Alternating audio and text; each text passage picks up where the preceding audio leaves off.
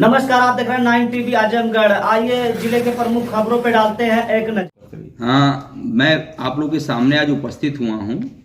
उत्तर प्रदेश में प्रावधिक शिक्षा विभाग के अंतर्गत राजकीय पॉलिटेक्निक और अनुदानित पॉलिटेक्निक संस्थाओं के प्रवक्ताओं के वेतनमान के संबंध में, और आप सभी को यह अवगत कराना है कि हमारी 2018 से अखिल भारतीय तकनीकी शिक्षा परिषद होने के उपरांत भी आज तक विभाग में जो ऋण की हड्डी कहे जाते हैं प्रवक्ता संवर्ग, उनके वेतनमान के संबंध में कोई भी निर्णय नहीं हो पाया। माननीय मंत्री जी और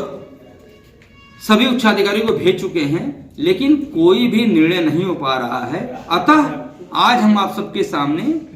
अभी संविधान के चौथे स्तंभ के रूप में कहे जाने वाले मीडिया के सामने कहना चाहेंगे। ये आज का जो हमारा बहुत ज्वलंत मुद्दा चल रहा है पूरे प्रदेश में, आप सभी को अवगत होंगे कि प्रावधिक शिक्षा विभाग काम करता है और इसके अंतर्गत पूरे प्रदेश में राजकीय पॉलिटेक्निक संस्थाएं और अनुदानित पॉलिटेक्निक संस्थाएं काम करती हैं, और इस पॉलिटेक्निक संस्थाओं से पूरे प्रदेश के तकनीकी शिक्षा को मजबूती मिलती है और यहाँ से हमारे डिप्लोमा होल्डर पास होते हैं। तो हम ये प्रेस कॉन्फ्रेंस मुख्यतः इस रूप से कर रहे हैं कि इन पॉलिटेक्निक संस्थाओं में कार्यरत 4 संवर्ग, मुख्यतः 4 संवर्ग हैं, जिसमें आपको सबको बताना है मुझे कि यहाँ पर कार्यरत संवर्ग हैं प्रधानाचार्य, विभागाध्यक्ष, प्रवक्ता और पुस्तकालय अध्यक्ष। लेकिन विभाग में 3 मई 2018 से अखिल भारतीय तकनीकी शिक्षा परिषद के विनिमय लागू हो चुके हैं, और मैं आपको सभी बताऊंगा स्पष्ट रूप से कि ये विनिमय का तात्पर्य ये है कि हम पॉलिटेक्निक संस्थाओं को गुणवत्ता परक शिक्षा दे पाएँ, और इस शिक्षा के तारतम्य में अखिल भारतीय तकनीकी शिक्षा परिषद ने वेतनमान का लाभ दिया है, और उस लाभ का केवल और केवल लाभ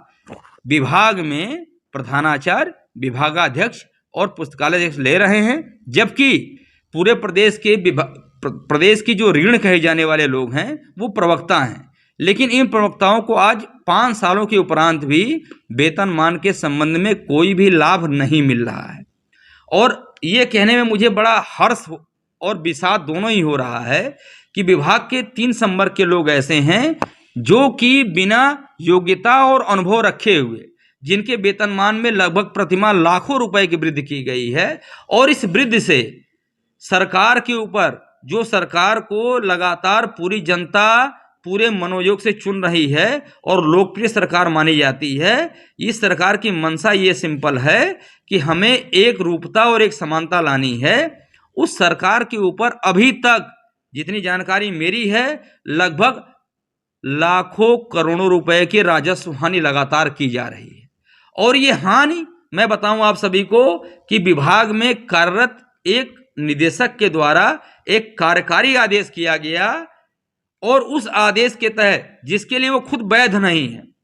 उसकी वैधता केवल शासन के द्वारा की जाती है। शासन किसी वेतनमान का निर्णय करता है, लेकिन शासन ने 5 साल के बाद भी कोई निर्णय नहीं किया, और वो लोग प्रति माह का लाखों रुपए के बढ़ोतरी तनख्वाह में ले रहे हैं, और साथ ही साथ में प्रति व्यक्ति ने 35 से 40 लाख रुपए का एरियर निकाल लिया। और एक बहुत बड़ी विडंबना ये भी आपको बताने में मुझे बड़ा कष्ट हो रहा है कि हमारे विभाग में कार्यरत निदेशालय है और शासन है, जबकि निदेशालय और शासन की सेवा नियमावली भी प्रख्यापित आज तक नहीं हो पाई है, और वहाँ के लोगों ने भी 35 से 40 लाख रुपए का वेतनमान आहरित कर लिया है, जबकि स्पष्ट रूप से वित्त विभाग की इसमें असहमत थी, और वित्त विभाग ने बार बार आदेश किया कि बिना शासन के आदेश के कोई भी एरियर का निर्धारण या निकासी नहीं करेगा, फिर भी निकाला गया स्पष्ट रूप से इन लोगों के द्वारा। तो मैं बताऊं आप सभी को कि जो हमारे माननीय मुख्यमंत्री जी हैं, जिनके कार्यकाल की इतनी लोकप्रिय योजनाएं पूरे प्रदेश में चल रही हैं, उनकी छवि, और हमारे माननीय मंत्री जो कि श्री आशीष पटेल जी हैं, उनके छवि के आगे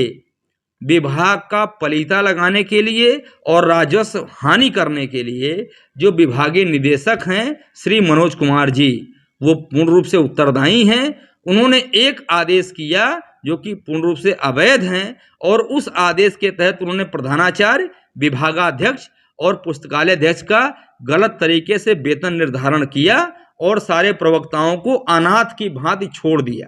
अनाथ की भांति छोड़ दिया। मैं आपके सामने बोलने मुझे संकोच नहीं है, उन्होंने छोड़ दिया। उन्हें पता नहीं किस प्रकार की समस्या थी प्रवक्ताओं से, जो कि विभाग के ऋण है। उन्होंने उनके वेतनमान के संबंध में निर्णय नहीं किया और उनके कार्यकाल के बाद में 2 निदेशक, और अभी तो मैं बताऊं कि कल आपको एक निदेशक की और नियुक्ति हुई है। इन सब ने कोई भी निर्णय नहीं ले रहे हैं और सभी निर्णय लेने में असक्षम हो चुके हैं। और हमारे विभाग के मुखिया आदरणीय प्रमुख सचिव जी, आदरणीय मंत्री जी, आदरणीय मुख्यमंत्री जी की योजनाओं पे लगातार ये पलीता लगाने में तुले हुए हैं। तो आज आप सभी के माध्यम से मैं माननीय मुख्यमंत्री जी, माननीय मंत्रिपरिषद, माननीय विधायकगण, माननीय सांसद जी के सामने ये प्रश्न उठाना चाहता हूं कि इतनी लोकप्रिय सरकार के सामने इस प्रकार के घोटाले विभाग में चल रहे हैं, तो आप सभी संज्ञान लेने के बाद में उचित कार्रवाई करते हुए सभी का,